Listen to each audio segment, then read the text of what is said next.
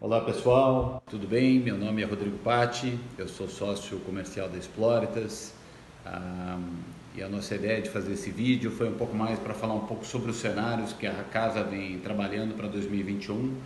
Então a gente vai ter a presença aqui no nosso vídeo do Daniel Delabio, que é o Portfólio Manager aqui dos fundos da casa, e também do André Spakov, que é o nosso economista-chefe, que vai começar apresentando um pouquinho do cenário que a gente está olhando para 2021.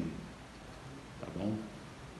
Olá pessoal, o ponto principal por trás do nosso cenário básico nessa entrada de 2021 é um quadro que eu considero único na história recente dos mercados desenvolvidos, onde a gente observa uma recuperação econômica forte, sem uma expectativa de aperto monetário nas principais economias desenvolvidas, pelo menos pelos próximos 24 meses. Né? É um quadro bastante incomum na história recente. Se a gente comparar, por exemplo, com a saída da crise de 2008, havia uma recuperação naquela ocasião forte econômica, mas a taxa de juros de 10 anos americana, por exemplo, em termos reais, projetava um juro real positivo de 1%.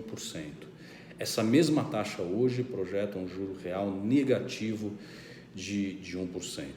Por quê? Porque ao longo desses últimos 10, 12 anos, a gente observou vários experimentos de política monetária muito frouxa, QE e tudo mais, e mesmo assim as taxas de inflação surpreenderam para baixo, rodaram abaixo das metas. Né? Então, há hoje nos mercados um ceticismo grande em relação a uma possível alta da inflação adiante, que mantém essas taxas de juros reais projetadas em níveis extremamente baixos, apesar de uma recuperação econômica forte. Então, isso na nossa cabeça gera um pano de fundo para os ativos de risco positivo, né, nessa entrada de 2021. Um segundo ponto que é muito relevante é o que a gente está observando da China, né, ultimamente. Os dados de recuperação econômica muito sólidos vindo da China já têm ajudado os preços de commodities a se situar em patamares muito elevados. A gente viu recentemente minério de ferro, cobre em níveis bastante altos, e a gente imagina que essa situação em 2021, a gente já tem casas bastante importantes esperando o crescimento dos chineses acima de 8%, uma situação que pode durar inclusive até 2022, um crescimento bastante sólido por lá. Né? Então isso muda um pouco a equação entre mercados emergentes e mercados desenvolvidos, lembrando que os mercados emergentes underperformaram os mercados desenvolvidos nos últimos anos, mas esse vento todo favorável vindo de mercados desenvolvidos e China pode melhorar a situação relativa dos mercados emergentes, como a gente está vendo. Né?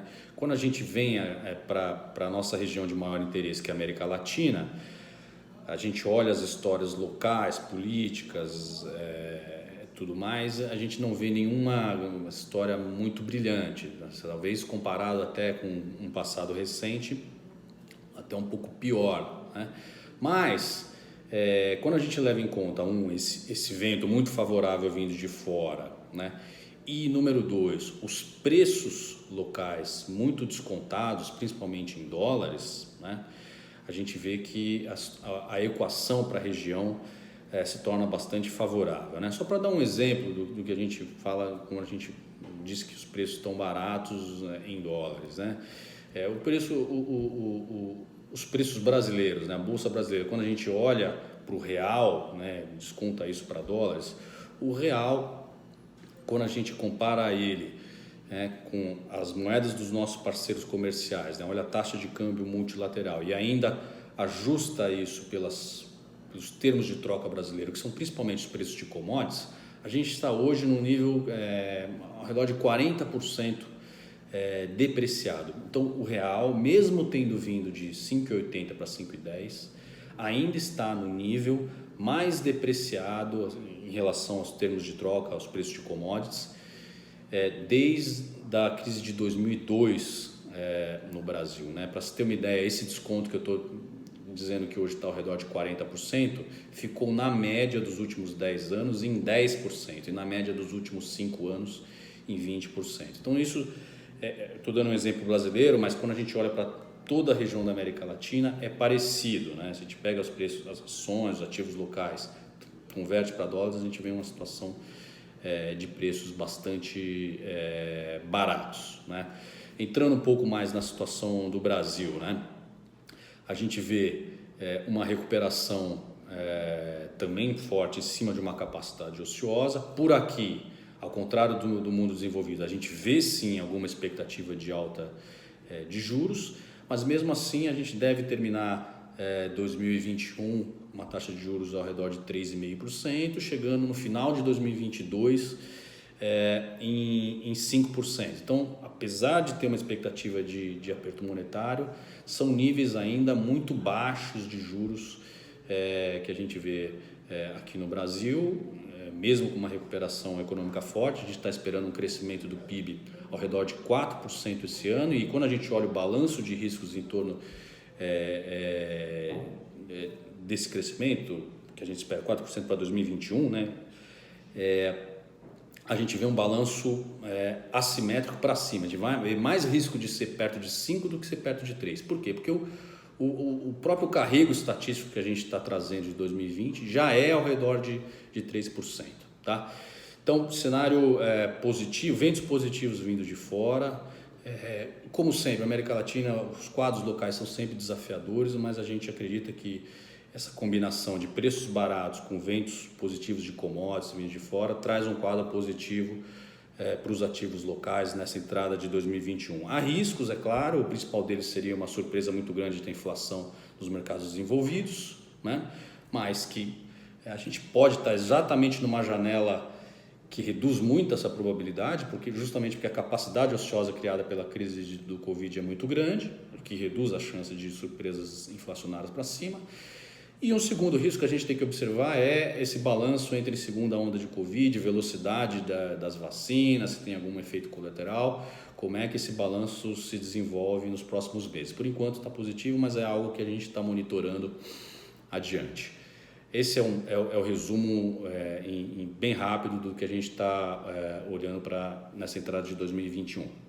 Pessoal, como o André falou, né, a gente está falando um pouco de cenário para o ano que vem.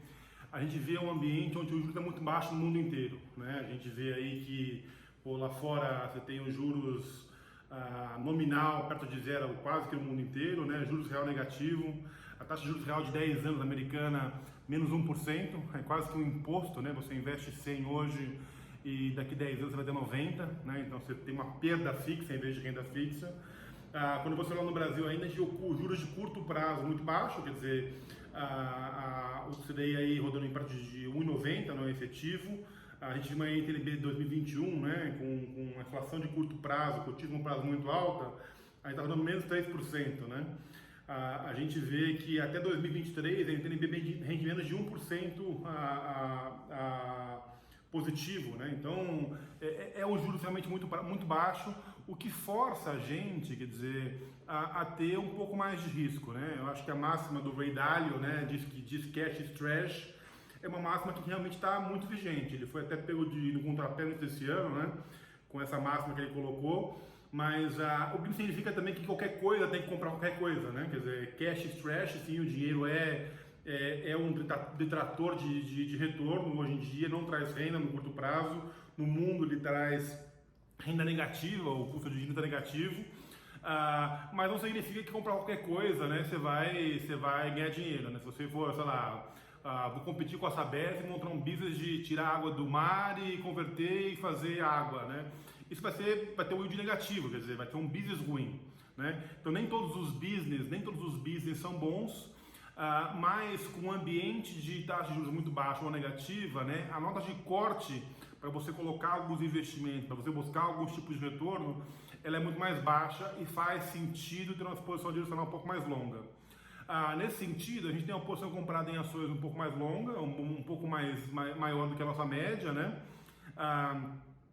Principalmente, talvez, buscando um pouco de retornos defensivos na parte de utilities, né? Então, empresas de energia, empresas de saneamento, são business que eles têm uma dinâmica de previsibilidade de fluxo de caixa muito boa. A gente acha que faz sentido ter esses negócios hoje, buscar um pouco mais de risco em ações mas de uma maneira um pouco mais defensiva. A gente acha também que, quer dizer, no Brasil ainda você tem um oásis de juros no longo prazo, tem um risco fiscal importante sim, nas últimas semanas ele tem diminuído um pouco esse risco, essa percepção de risco tem caído, mas a gente vê no Brasil onde o juros longo ele subiu muito, né? Quer dizer, no mundo inteiro com a crise os juros caíram, né? Mas no Brasil a gente teve um juros mais alto, né? Então a gente vê em DNB aí que estava 3,20, 3,30, 2050 no início do ano, bateu mais de 4,50 aqui, né? Então ainda tá em níveis altos, né? E no mundo inteiro os juros caíram. Os Estados Unidos desabou, mesmo Chile e México estão mais baixos do que estavam no início do ano, e Brasil um pouco para trás nesse sentido, né? Então a gente gosta de carrego de juros real, né? DNB 45, 50, a 55 a gente ficou rodando, a gente está mais na 50 hoje. E a gente acha que tem um potencial, ainda é um retorno interessante, né? Perto de 4% real, é um carrego ainda atrativo versus um CDI de 2%, então a inflação de curto prazo um pouco mais alta, acho que isso o ano que vem a inflação vai mais perto da meta, como o André falou.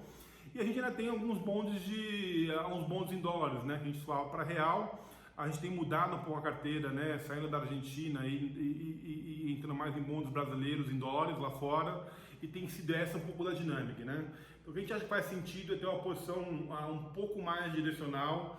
Acho que o fluxo tem sido muito grande, né? Tanto fluxo de gringo para cá, como os fundos se remanejando e olhando esse cenário de falta de oportunidade em juros e colocando dinheiro para trabalhar, né? Então esse tem sido aí um cenário, e a gente tem estado muito atento para oportunidades, né? Então às vezes surge alguma notícia,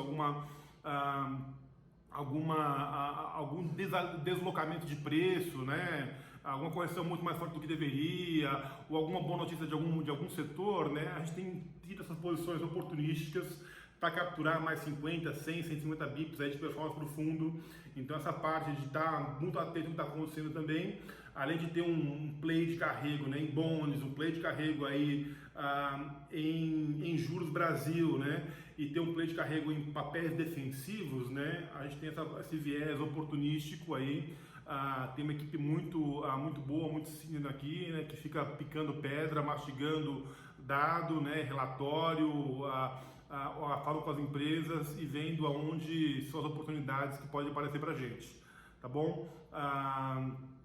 2020 foi um ano difícil para a gente, né? Quer dizer, a gente começou com um cenário bastante mais otimista, fomos pegos de contrapé, demoramos, né, para reduzir posição, né? Ainda bem que a gente não reduziu totalmente, porque o mercado até voltou, mas a gente não desaprendeu a olhar a empresa, a ganhar dinheiro, e a gente está animado com as perspectivas aí, tanto para o fundo, né, para o flagship da casa, que é o multimercado, quanto para o nosso fundo de ações, né, que tem aí 6, 7 meses, né, começando o fundo de ações direcional, onde você tem essa posição mais direcional, que também está indo muito bem.